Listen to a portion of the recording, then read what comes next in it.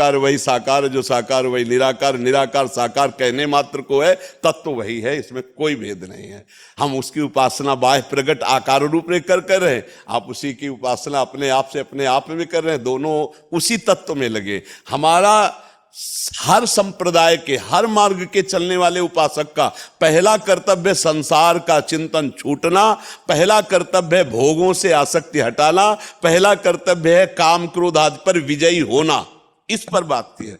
अगर ये हो गया तो तुम साकार निराकार जो चाहो सब अनुभूति हो जाएगी, क्योंकि तत्व वही है, दूसरा तत्व नहीं। जब हम उसको पुकारते हैं तो ब्रह्म रूप परमात्मा निराकार वही राम रूप रखता है, वही कृष्ण रूप रखता है। भक्त की भावना के विप्रधेनु सुर संत हित लीन मनुज अवतार, तो वो अवतरित हो रहा है, वो रूप धारण कर रहा है। वस्तुतः उसका जो स्वरूप है वो अनिर्वचनीय, जैसे निरंजन निराकार जैसे बोला जाता है, वही है। तो जब वही है तो फिर खंडन कैसा? निज स्वरूप निरखे नहीं जब लग राम पुकार, जी राम चरण घर क्यों लहे जो पंथ में बैठे आ। जी जी जी जी।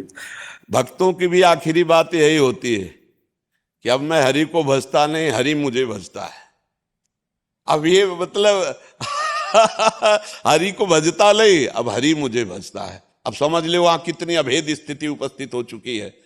तन मन के बिछुरे नहीं चाह बड़े दिन रैन, और कबों संजोग न मानहि देखें भरी भरी नयन। ऐसा अद्भुत प्रेम प्रकाशित होता है जब हमारी आराधना परिपक्व होती, चाहे वो आत्मरति हो चाहे वो कृष्ण रति हो। बात एक ही, बिना रति के ज्ञान अधूरा। आत्मज्ञान बहुत है लेकिन आत्मरति कितनी है, आत्मबोध कितना है? कृष्ण चर्चा बहुत है, कृष्ण रति कितनी है? अपने लोग जो भगवत मार्ग के पथिक है उस लक्ष्य पर दृष्टि रखते हैं। चिड़िया के पंजे या खोपड़ी या पंखों पे नहीं, नेत्र पर लक्ष्य, नेत्र पर दृष्टि रखते हैं, अपना लक्ष्य पर दृष्टि रखते हैं। जी महाराज जी कुछ कहना चाहते हैं? हाँ महाराज जी, महाराज मनु के सामने जब साकार आता है तो वो मांगने को तैयार नहीं है, और वही साकार जब उनको निराकार के रूप में मांग मांग बर भय नभवानी, तो मनु जी स्वीकार कर लेते हैं। जब वही निराकार है वही साकार है, तो यहाँ मैं तो ये मानूं कि महाराज मनु को भ्रम हो रहा है कि जब भ्रम नहीं महाराज जी, भ्रम नहीं हो रहा। वो इस बात को जान रहे हैं कि ब्रह्मा रूप से, शंकर रूप से और हरि रूप से जो प्रकट हुआ है वो अंश है। अंशी कौन है? यही मैं कह रहा था। हाँ, अंशी कौन है? वो सच्चिदानंद परमात्मा तत्व जो अंशी है, जिनके अंश से नहीं, वहां निराकार और साकार की बात नहीं।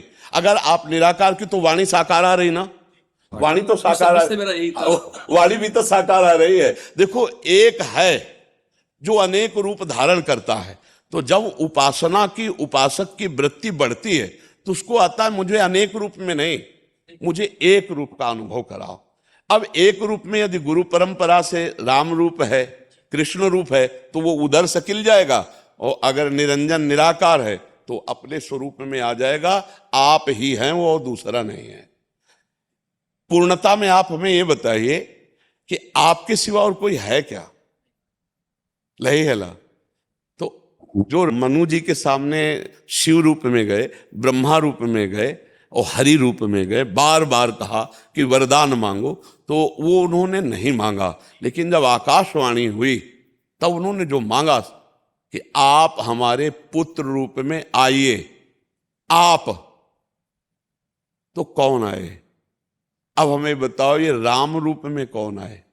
वही सच्चिदानंद है। सच्चिदानंद। तो हम जब गौर से देखते हैं तो लीला में थोड़ा भेद दिखाई देता है। जिनको उन्होंने ना करके कहा वही वो थे और नहीं था। जब शिव रूप में, हरि रूप में, ब्रह्मा रूप में उनकी संतुष्टि नहीं हुई तो वही एक अव्यक्त रूप रख करके आकाशवाणी की, दूसरा कोई नहीं था। महाराज, जब अर्जुन जी ने कहा कि मैं कोई श्री कृष्ण और बलराम नहीं हूं ब्राह्मण के पुत्रों की रक्षा के लिए, और मैं देखता हूं अग्नि में जल जाऊंगे यदि रक्षा न करूं, नहीं कर पाए, तब ले गए एक भूमा पुरुष के दर्शन करा ले। ये भूमा पुरुष कौन थे? आप ही तो बैठे थे। आप ही एक रूप में नमस्कार कर रहे, आप ही दूसरे रूप में भूमा पुरुष बैठे। या रहस्य रघुनाथ कर वेग न जाने कोई, और जो जाने रघुपति कृपा तो सपने मोह न होए। वही ऐसे निरंजन रूप में विराजमान है, वही सर्व सत्ता रूप में विराजमान है, और वही सर्व रूप में विराजमान। वासना वासुदेवस्य वासितम भुवनत्रयम् सर्वभूत निवासोस्मि वासुदेव नमोस्तुते।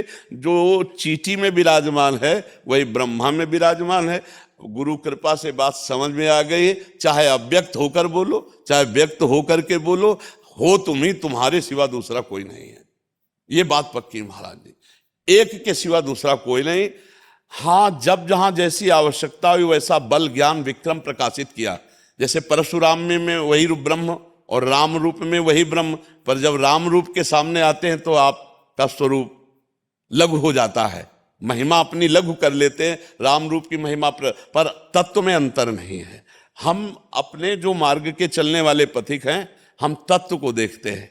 जैसे एक गणेश जी और चूहा, उनकी सवारी बेचने गया तो स्वर्णकार ने कहा कि चूहे के 5,000 रुपये, गणेश के 2,500 रुपये। हाँ, ऐसे कैसे हो सकता है? गणेश जी के 2,500? बोले यहां गणेश और चूहा नहीं, यहां सोना बिक रहा है।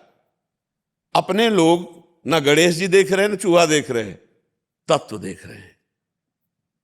अगर हम सतमार्ग के पथिक हैं तो हमारे लिए किंचन मात्र अंतर नहीं, वही तत्व। तो वही जो रूप में आया वही अरूप वाणी बोल रहा है। रूप और अरूप में कोई अंतर नहीं है, ना कोई बड़ा है ना कोई छोटा है। जब जहां जैसा अवसर आता है वैसा वो अपने को प्रकाशित करता है। लेकिन वो इतना ही है, आज तक किसी ने नहीं कह पाए।